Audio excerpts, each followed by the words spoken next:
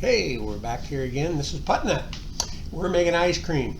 Normally ice cream is something that we can't have when we're on the keto diet, and there's a lot of recipes for ice cream out there. This one is a real ice cream recipe that I adapted for keto. So here we go. We're going to do this step by step, and we're going to see how it turns out at the end. Now, just as a disclaimer, I prefer mine to be made with milk chocolate chips. That adds 32 carbs to the mix, so it's not as good as it could be, but you can take the basic mix and you can add anything you want. Look down in the instructions for how to do that and when to add what. But in the meantime, watch the video, learn a few tips and tricks throughout the video that I may or may not remember to put in the description or in the recipe, and learn how to do this for yourself. I'm sure you'll enjoy it, because I know I do. Here we go. Now we're going to start out by separating our eggs. I'm sure you're all established cooks and you can separate an egg, but there's a small trick to it. How you go about separating the egg. There's one thing that you need to do, and that is once you get the white separated from the yolk still has that white, thick, goobery thing on the side. Some people call it the rooster spot. You need to pick that off of there gently, because that will not dissolve in the mixture. You will have a hard clump left over when you're done. So make sure you get that out of there. And now we got everything ready to go into the pan on the stove. And we're going to start cooking our base mix for our ice cream. So I'll have my lovely assistant put everything in there, turn the fire on, and start cooking.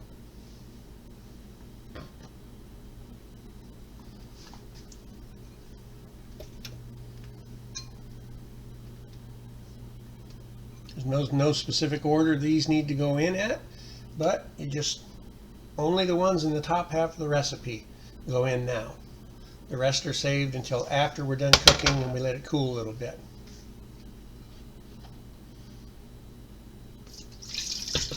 These need to be blended.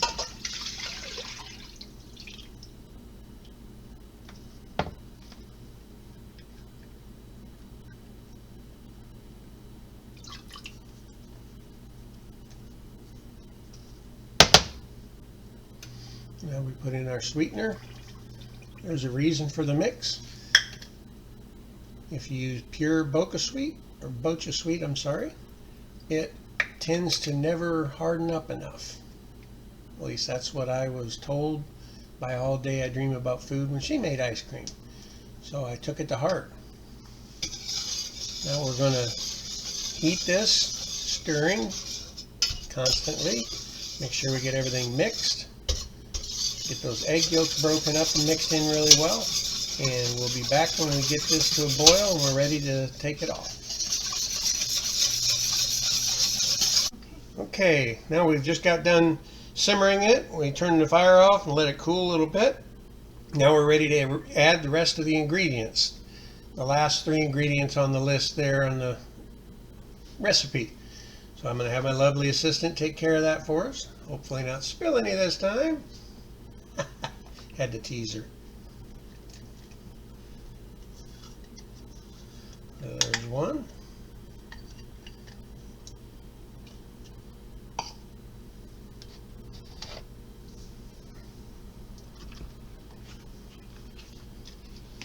Let me refill that for you. You need 2 of those.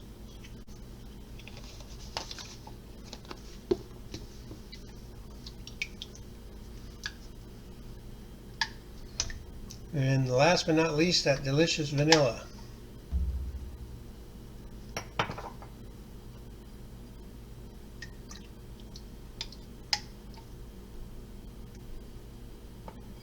And give it a nice mix and put it in the refrigerator to let it cool down for a couple of hours. The colder it is, the better. Because the ice cream maker I use has pre-frozen things and they only get it so cold. So we want to get it started off as cold as possible. So once this is mixed, we'll put it in the refrigerator and we'll be back in a couple hours to start mixing it. See you then. And we're back. The mixture is down to 34 degrees a couple of minutes ago.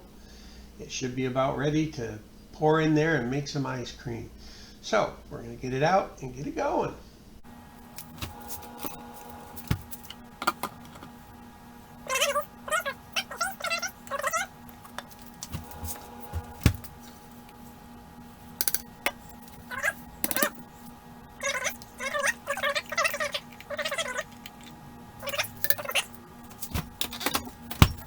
Put the top on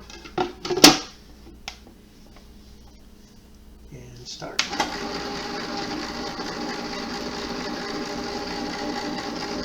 We'll be right back when it starts to thicken up and we add the chocolate chips. This is about where you want it to be at when you put in the chocolate chips. That way they won't fall to the bottom, but it's still soft enough that they will mix in. Now I'm going to have my lovely assistant put in half a bag of Lily's milk chocolate chips.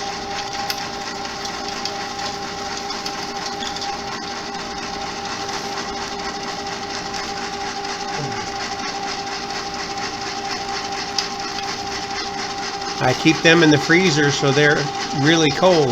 You can hear how they almost instantly make the ice cream finish setting up.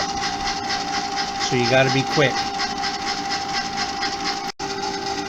Well, it looks like it's about time to shut this thing off and put the ice cream in a container where we'll let it freeze for 6 to 8 hours at least so the flavors can blend and it'll harden up some, because right now it's like soft serve. Okay, here we are at the end of my homemade ice cream video, and the end means one thing: testing time. I got my daughters to help me out with the testing here. We're going to put a little bit in each bowl, see what happens, see what everybody thinks. Let me put the ice cream back in the freezer real quick. Alright everybody, take your bowl and we'll take a test. Let me know what you think.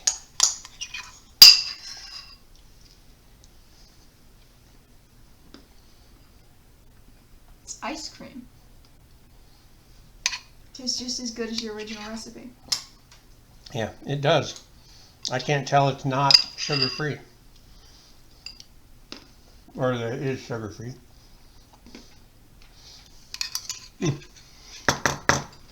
I gotta stop eating to finish. So there you go.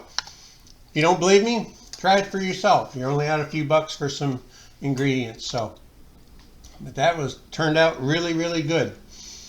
And I've made this recipe a couple of dozen times in the last 25 or 30 years since I invented it the regular way. The only thing I really had to do was switch over to a keto sweetener. So this is a real ice cream recipe.